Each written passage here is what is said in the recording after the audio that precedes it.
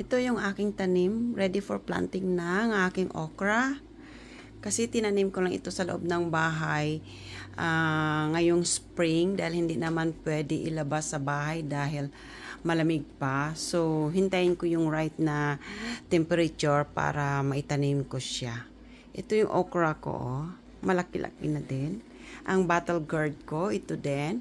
Pero i-prone ko ito para habang nasa loob ng bahay is hindi siya lalago at tataas, kundi lalago lang siya. Ito siya. Ito lang yung aking mga itatanim sa loob, sa backyard ko. Yung aking pansigang na pepper. Ito yung snake upo. Ito naman ang regular upo ko. Ito yung ampalaya ko. Magtataka kayo kung bakit marami akong tanim dahil malaki din naman ang space ko dun sa backyard ko. Yan, itatanim ko yan. At ito naman ang dwarf sitaw ko. Ganitong ginagawa naming taga-Canada. Pag malapit after winter, nag-start na kami pruning and then seedlings. Kaya, ayan. Talagang makita ninyo already na siya. Iba nga parang malapit na mamunga. Magkakaroon na ng bulaklak. Yes. O, diba? Bongga.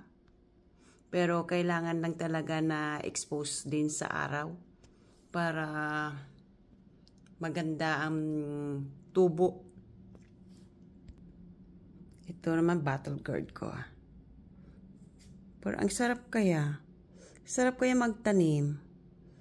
Magtanim ay di biro, maghapong nakaupo or nakayuko. Pero pag namunga naman, ang sarap-sarap.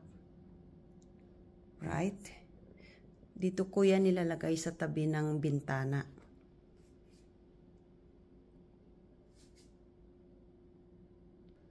Yan, alugbati ko. Oh. Diba? Pwede nang gulayin. Sarap nito. Mahal yan dito. Malabar spinach. Dito sa Canada, mahal. Kaya talagang nagtatanim ako sa loob ng bahay pag winter para lang naman ako libre ng gulay.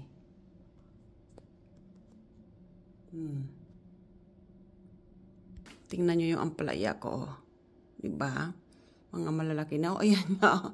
Pumasok na doon sa Yes, puproning ko din yung ibang yan.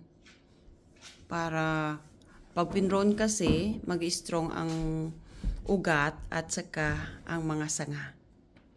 Yes. Thank you.